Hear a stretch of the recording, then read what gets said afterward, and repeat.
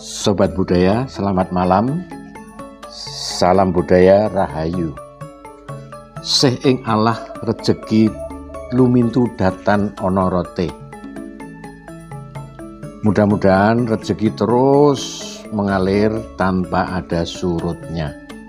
Sobat Budaya, peneliti Inggris bernama Jennifer Nurse adalah penemu kata dukun yang ternyata kata dukun berasal dari bahasa Persia, yaitu dukan, yang artinya orang yang memiliki kemampuan untuk mengobati, menolong orang secara magis. Dukun atau orang pintar adalah istilah yang secara umum dipahami memiliki kelebihan dalam hal kemampuan supranatural. Beberapa dari mereka bisa berkomunikasi dengan arwah dan roh alam gaib.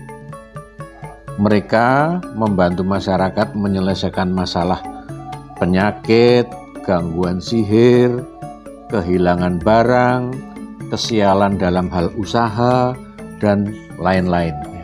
Dukun dalam bentuk lain sering merupakan amal ibadah para sesepuh sastro jindro atau orang-orang kebatinan Jawa yang sudah mumpuni karena menyadari bahwa hidup itu untuk memberi manfaat kepada orang lain sesuai pemahaman memayu hayuning bawono.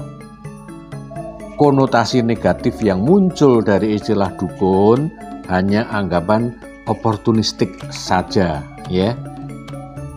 Sobat kadang atau saudara seperguruan sastro jendro para senior justru kebalikannya, yaitu mereka menjadi konsultan dan menempatkan diri sebagai seorang yang profesional, seperti halnya ahli Feng Shui yang biasanya didatangkan dari Korea, dari Singapura. Mendeteksi sebuah ruangan perkantoran pun tarifnya bisa sampai 600 sampai 2.500 dolar USD per proyeknya. Kemudian konsultan-konsultan psikologi, ya, mereka menarik biaya hingga 900.000 per 2 jam. Nah, oke, saya tidak ingin membicarakan tentang harga atau tarif konsultasi, tetapi mencoba para sobat budaya ikut berpendapat. Nih sebagai contoh ya, sebuah pabrik dengan karyawan dan karyawati sekitar 500 orang mengalami kesialan. Hampir setiap hari dihebohkan karyawan dan karyawati yang kesurupan massal. Kerugian yang diderita perusahaan sangat besar. Kebetulan si bos itu mengenal seorang penganut sastra jendro yang sudah senior. Lalu dilakukanlah ritual. Beres ternyata. Padahal sudah banyak yang mencoba mendoakan, namun kejadian itu tidak pernah berhenti. Nah, sobat budaya, dalam ilmu sastro jendro, manusia dimengerti memiliki korelasi dengan alam di luar atau semesta, ya. Pengertian dari pengetahuan bawah sadar adalah merupakan informasi, ingatan, atau pemahaman yang secara langsung dapat diakses oleh pikiran sadar seseorang, ya. Hanya orang yang bergumul dengan perenungan batin dapat memiliki kesadaran tentang mengeksplorasi sebuah ilustrasi, sensasi yang ditangkap dari suatu persoalan saat bermeditasi. Contoh ini ya, seorang wanita datang kepada saya kehilangan kalung, susuk konde dan beberapa aksesori dari emas dan berlian. Wanita itu meminta tolong agar bisa diketemukan. Wanita itu menceritakan pulang dari suatu acara, karena lelah ia segera beres-beres dan beranjak tidur. Besoknya ia mencari aksesori yang mahal itu raib. Semua pembantu tukang kebun diperiksa, ditanya apakah ada yang memasukin kamarnya. Karena ketika tidur, kamar tidak terkunci. Saya berdiam diri, semua sarono sudah saya siapkan. Lalu dengan meditasi sebentar, saya membuka layar cipta, ya, dan pada layar itu tergambar tangan yang menjulur memasuki sebuah hentas berwarna biru tua. Sobat budaya, seperti yang pernah saya jelaskan pada video-video saya sebelumnya, bahwa kawaskitan mendeteksi kejadian yang sudah berlalu bisa dengan cara meditasi membuat layar cipta, yaitu menarik napas sambil mata ini dipejamkan, digeser 180 derajat, yang kiri ke kiri, yang kanan ke kanan, sambil menarik napas dan lidah disentuhkan di langit-langit. Nah, kira-kira begitu, ya. Nah, maka biasanya tidak berapa lama ada ilustrasi yang muncul atau gambaran, ya. Namun ilustrasi atau gambaran itu harus diterjemahkan lagi dengan kemampuan kita. Kemampuan itu adalah merupakan satu hasil dari latihan ajaran Sastro Jendro, terutama ritual-ritual yang dilakukan setiap malam Jumat misalnya, itu sangat bermanfaat untuk meningkatkan apa yang disebut kecerdasan spiritual kita.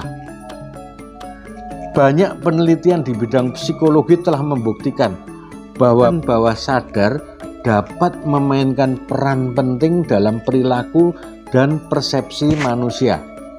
Kecerdasan spiritual itu menjadi berperan untuk mengangkat keluasan bawah sadar itu.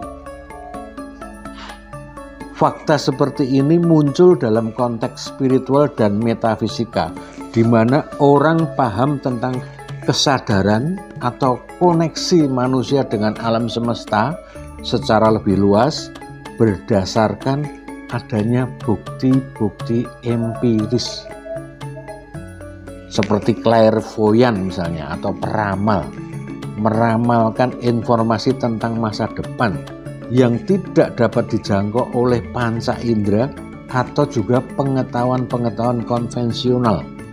Dalam konteks ini, pengetahuan bawah sadar dapat dianggap sebagai sumber informasi yang tersembunyi dari pikiran manusia dan lingkup kehidupan sehari-hari. Carl Gustav Jung, seorang psikolog dari Swiss yang terkenal, adalah salah satu pendiri aliran psikologi analitik. Dia memiliki pandangan yang unik tentang pengalaman bawah sadar dan percaya bahwa penggalian dan mengangkat elemen-elemen bawah sadar ke permukaan adalah langkah penting dalam proses individuasi dan pertumbuhan kepribadian. Itulah yang saya maksud dengan kecerdasan spiritual tadi. Menurut Jung, pikiran bawah sadar mengandung berbagai aspek diri. Ada aspek diri di bawah sadar yang tidak disadari oleh individu. Ini mencakup hal-hal seperti kompleksitas, ingatan-ingatan yang tersembunyi, emosi yang tidak diungkapkan, impian, dan simbol-simbol archetype. Salah satu teknik yang sering digunakan oleh Jung dalam praktek terapinya adalah analisis mimpi. Impian merupakan pesan-pesan dari bawah sadar yang tidak disadari oleh diri seseorang. Nah, Sedangkan Sastro Jendro itu tidak menunggu mimpi, melainkan menangkap dan menerjemahkan ilustrasi atau gambaran yang kita dapat hasil dari bermeditasi atau ciptaraga. Jadi kebalikannya, kita tidak menunggu mimpi tetapi kita menggali. Ya. Nah, kembali pada kisah wanita yang kehilangan barang berharganya itu. Saya memberikan jawaban bahwa barang itu tidak keluar dari kamarnya. Kemudian saya meminta wanita itu untuk besok belanja rempah, yaitu sepotong empu kunci, sebangsa jahe, kunyit, lengkuas, tapi kunci. Itu adalah bagi saya adalah sugesti agar tetap terkunci, barang tidak keluar dari rumah. Nah, kemudian hampir setiap hari wanita itu menelepon saya, merasa bahwa semua tidak ada perkembangan, dan ia mencurigai salah satu pembantunya, menanyakan lagi kepada saya, apakah mungkin si ini, apakah mungkin si dia, apakah mungkin. Jadi membuat wanita itu cukup gundah.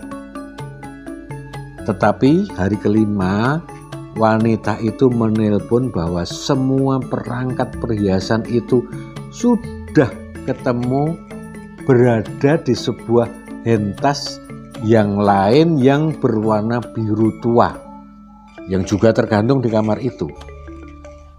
Sobat budaya, kegiatan ini sering menjadi istilah pedukunan, konotasi negatif dari istilah dukun yang kemudian saya anulir, karena bagi saya profesionalisme itulah yang saya pegang.